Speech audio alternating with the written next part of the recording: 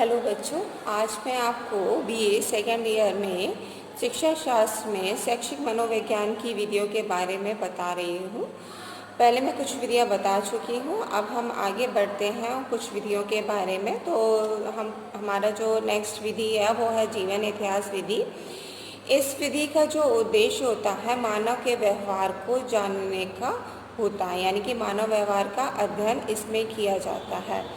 इस विधि में देखा जाता है कि कोई अगर बालक है, यदि वो झगड़ालू है या किसी प्रकार की उसे समस्या है, अपराधी है, मानसिक रोगी है, अगर वो है तो उसके पीछे के कारणों को जाना जाता है। उसके जो आसपास का वातावरण है, उसके माता पिता, उसके शिक्षक, उसके मित्र, इन सभी से उसके बच्चे के बारे में जानकारी ली जाती है, ताकि उसकी जो पूर्व जानकारी है, यानी कि जो पहले की उसकी जानकारी है, यदि कोई घटना घटित हुई हो उसके बारे में पता लगा सके, जिससे कि वो बच्चा अब ऐसा क्यों है।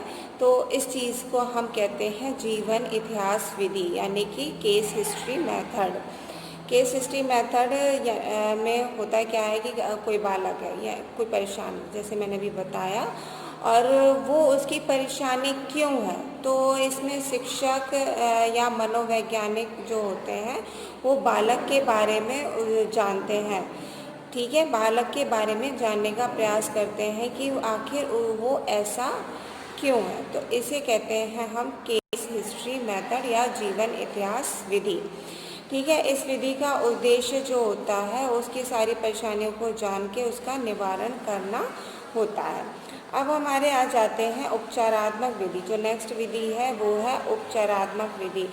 इस विधि का जो तात्पर्य होता है वो आचरण संबंधी जटिलताओं को दूर करने में सहायता प्रदान करता है।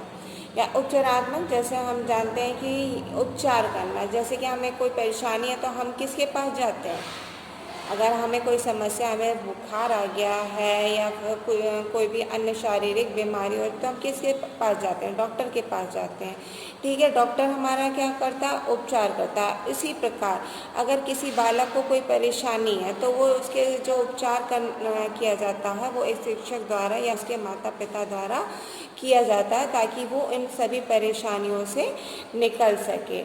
इसमें क्या किया जाता है कि इस विधि द्वारा यह जानने का प्रयास किया जाता है कि व्यक्ति की विशिष्ट आवश्यकताएं क्या हैं, यानी कि अगर किसी बच्चे को कोई प्रॉब्लम है तो वो प्रॉब्लम क्यों हो गई। जैसे कि अगर कोई बच्चा चोरी करता है, ठीक है, चोरी करने का रीज़न क्या है, तो अगर उसकी आवश्यकताएं पूरी नहीं हो रही हैं तो ऑब्वियसली सी बात है वो चोरी करेगा। दूसरा आ जाता है उसके व्यवहार संबंधी जटिलताएं क्या है, यानी कि जब लगातार उस बच्चे को हीन नज़रों से या कुछ गलत व्यवहार उसके साथ होता है तो उसका व्यवहार परिवर्तित हो जाता है। फिर आ जाता है इन जटिलताओं को कैसे दूर किया जा सकता है। तो इन जटिलताओं को, जैसे कि जितनी भी परेशानी है बच्चे की जटिलताओं को, यानी कि जो भी समस्याएं हैं उनको दूर करने का प्रयास किया जाता है, यही उपचारात्मक विधि कहलाती है। ठीक है, अब यह विधि निम्न समस्याओं को हल करने में विशेष रूप से सिद्ध होती है। पहला है पढ़ाई में कठिनाई अनुभव करने वाले बालक के लिए, फिर बहुत हकलाने वाले बालक के लिए, फिर अपराधी प्रवृत्ति बालक के लिए, ठीक है, फिर गंभीर संवेगों के शिकार होने वाले बालकों के लिए। जितने भी बालक होते हैं, जैसे पढ़ाई में अगर किसी बालक को कठिनाई महसूस करते हैं तो उसका उपचार किया जाता है कि आखिर उसको क्यों महसूस हो रहा है। अगर कोई बच्चा हकलाता है, जैसे हमने कई बार देखा है कि बच्चा जैसे ही नर्वस होता है वो हकलाना शुरू कर देता है, तो उसके नर्वसनेस को दूर करके हम उसके हकलाने की समस्या को दूर कर सकते हैं। फिर अपराधी प्रवृत्ति वाले बालक, यानी कि अपराध उसने कैसे धारण किया। कोई बच्चा बचपन से अपराधी नहीं होता है, वो अपने आसपास के वातावरण से या अपने किसी भी रूप में समस्यात्मक स्थिति को देखते हुए कोई अपराधी बन जाता है। ठीक है, तो उस समस्या को दूर किया जाता है।